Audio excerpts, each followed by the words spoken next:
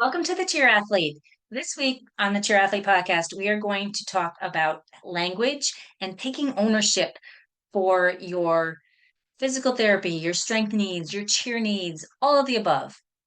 Welcome to the Cheer Athlete podcast, where we bring coaches, parents, and athletes expert tips and advice to help keep cheerleaders healthy, strong, and at the top of their game. Now let's go.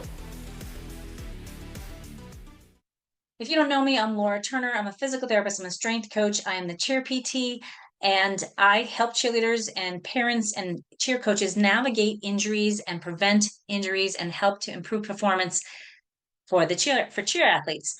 And I've been doing this podcast for a while now. I recently just took a course called The Female Athlete. It was very empowering. It reminded me how important language is when we are trying to help someone improve. And this was not only for your children or your athletes, but also cheerleaders for yourselves. The language that we use in our heads can really hold us back. The language that we're telling somebody can really prohibit someone from progressing in a sport or in just everyday life. I'm a firm believer that uh, exercise is very important. I think moving is very important. I think how we move is important.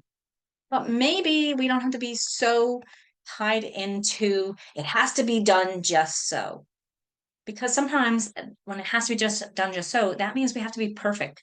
And we're not perfect. We need to be able to explore movement. We need to be able to see what actually works. How does it feel in your body? How does it feel when you're doing an activity?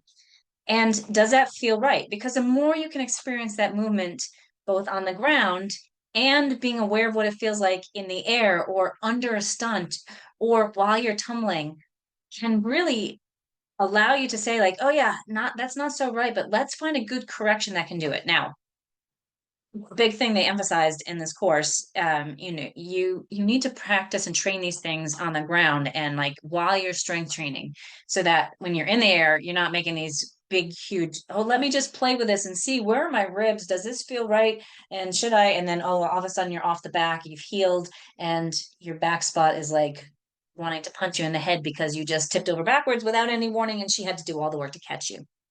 Thank your back spots and thank your bases, by the way.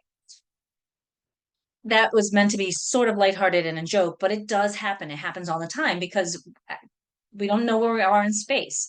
And that trying to course correct with big movements up in the air isn't going to help anybody out. It actually creates more of a problem. Am I right? So, how do we do this? How do we change our language? How do we change what we're doing?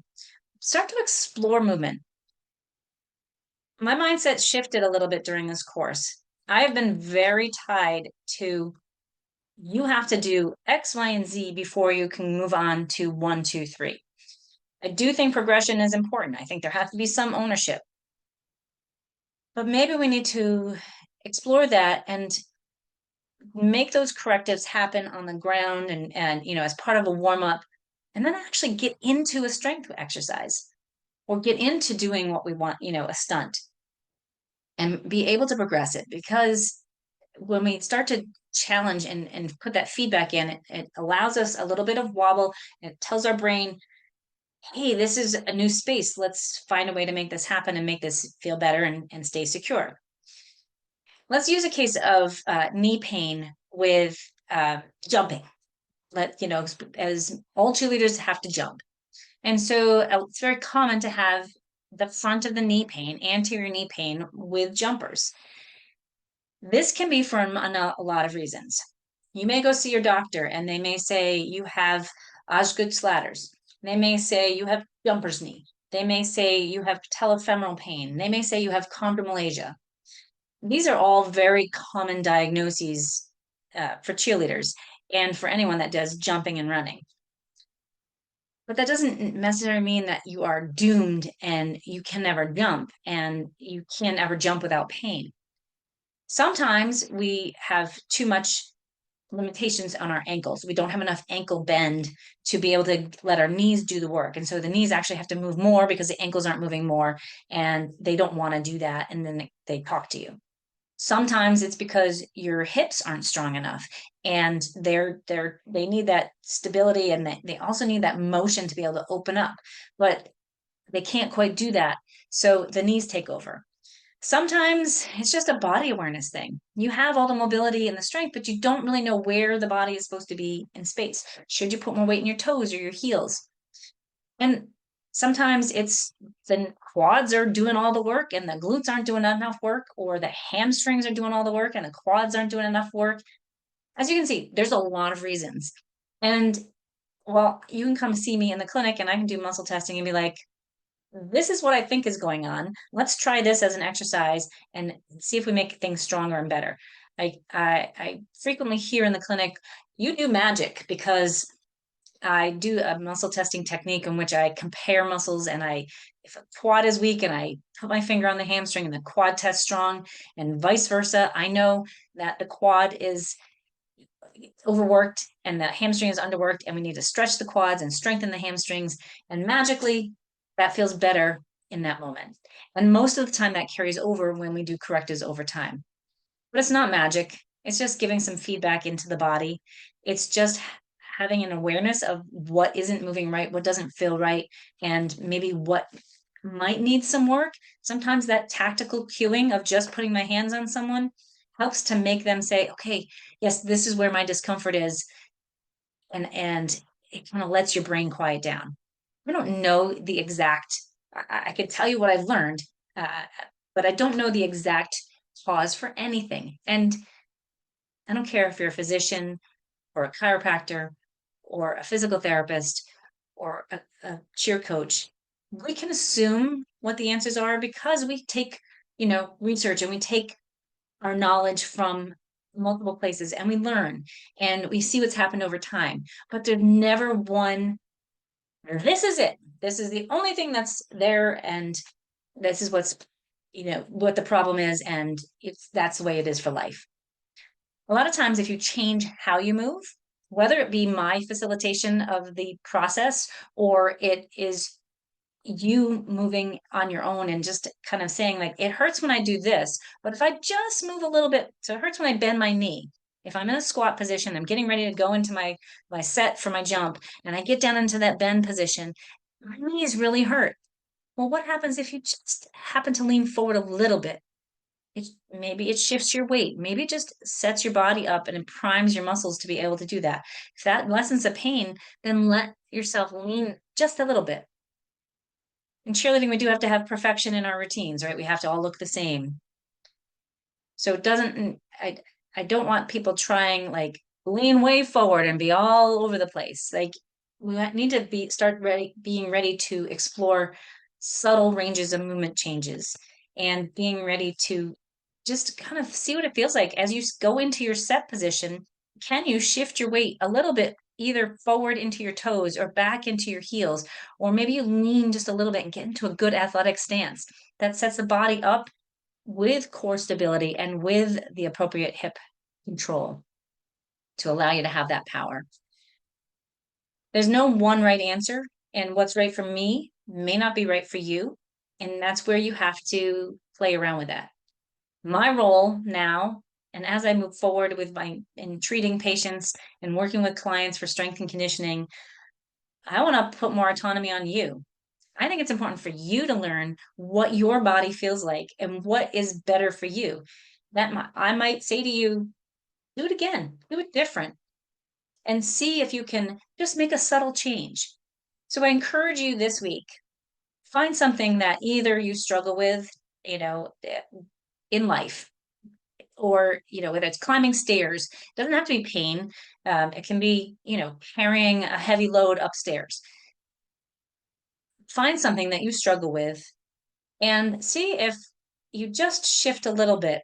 If you maybe pull your belly in, or you exhale as you're trying to lift that heavy object. Does it feel different? If it feels worse, don't keep doing it. Like, let's use our heads. But if it feels better, then great, go with that. And then remind yourself as you're training, oh, when I do this type of motion, when I go to get in my set position and I take a breath in before I jump, my knees feel better. That's going to be a cue for you. And there are ways to be able to incorporate that so that you don't have to be like, I got to set, I got to lean, I got to breathe, and then I got to jump, because who has time for that when you're in the middle of a 5, 6, 7, 8 count? You have to start to kind of train yourself, and you have to be like, okay, every time I do this, every time you hit your clap, that's where you take your breath in.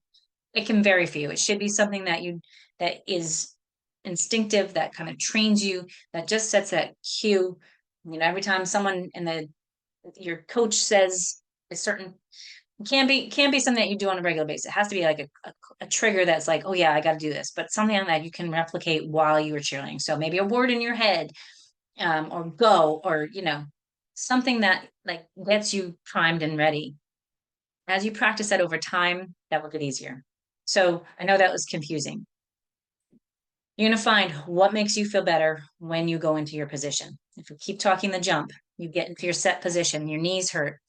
You learned that if you get a little bit more into an athletic stance, that your core is engaged, and you take a breath in before you go to hit your whip, and then you exhale as you hit your jump, that when you come down and land, your knees don't hurt as much. And as you take off, they're not hurting as much because you're priming. Because I'm not sure.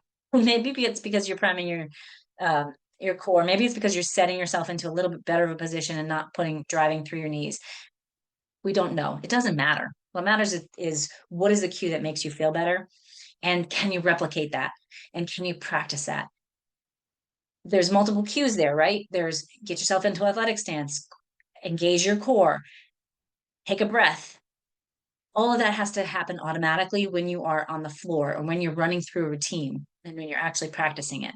So having some sort of trigger to remind your body to do that without actually saying, okay, Laura, it's time to jump. We're going to clap. We're going to set. We're going to lean. We're going to cue. We're going to take a breath in. Now we're going to swing and do our prep. And we're going to hit our toe touch. We're going to exhale. And then we're going to come down and land. And we're going to exhale again. That's a lot to remember, right? So we want that to be automatic. And having a word to remind you in your head every time you are ready to hit set can help. I think it would be really helpful, like, if we count on 1, 3, 5, 7. If every time we hit 7, we know we're taking a breath, but we do that on a daily basis, so it gets easy to forget that, kind of just like brush it off. The cue can be different for you. Maybe it's you, every time you are ready to set and you're ready to go, you think cheer, or you think sports. It's not necessarily a word that you are saying on a regular basis. And that just reminds you, like, hey, that's what my body has to do to get ready to go. That's a little bit of language. It's a little bit of like neurological motor planning and prepping and just kind of cueing your body. But all of that can help to get you set so that you get yourself into the position that feels better. I think what's key, as you can tell, I'm in my office here, and the sun is over here. And it's beautiful, and it's very bright this morning, and I love it, but it's not great for filming. This might be a little better. We'll see. Embrace the sunshine, because sunshine just makes everything feel better sometimes, most of the time. So watch your language. When you talk in your head, like, I have knee pain. I always have knee pain when I jump. Is it always? Did you start off from day one with knee pain? Do you always have pain? Can you find a position that doesn't hurt? And then remember, it's not always, it's just for now. There's ways to correct things. There's ways to make, I have low jumps. My jumps suck. Do you? Do they? Is it just right now? You need to learn how to move better. You need to feel better with it, and you need to get your body used to being able to move in a way that is not natural. It's not natural to just pull off 3 toe touches.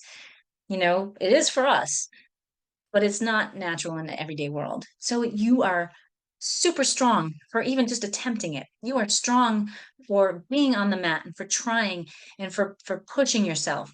You are strong for showing up every day when you might just want to be home and watching Netflix. Ginny and Georgia, I really like that this past season. Um, maybe, but you're showing up, you're doing the work, and you are taking your kids, you are resilient, you are getting them there every day. Like, yeah, you're overwhelmed. I'm overwhelmed this week. My parents are struggling right now and have need some surgery, and there's pre-op testing and there's post-op testing, and are they really ready to go? Do they absolutely have to have it? It's minor surgery for both of them. It's should be a no-brainer and very easy. And I'm one who tries to encourage people not to have surgery, but this, it should be okay. But there's just a lot of stuff, and I'm like wired, and I have to remind myself this is a moment in time. This is not always. This is something that I have to get through, that we will all get through. I'm strong. I'm a cheerleader. I am used to being overscheduled and having to deal with deadlines and having to push myself to get things done and to stay on top of it.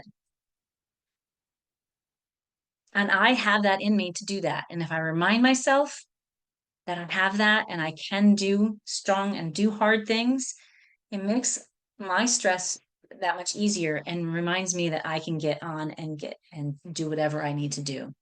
And the same goes for you, whether you're a coach or a parent or a cheer athlete. You have it in you. You do hard things every single day. You get up, you show up for your kids, you show up at practices and with a plan in place for your kids to be able to progress. You go through all that planning. You have it in you to keep going forward and doing that. So start reminding yourselves that it's okay and you've got this. And yes, this is hard right now. It's not forever, it's right now. And this is a season right now. Maybe you have an injury. This is hard right now, but you're going to do the work and you're going to get better and it's going to get better and you're going to be even stronger and you're going to have an even better cheer season the next time.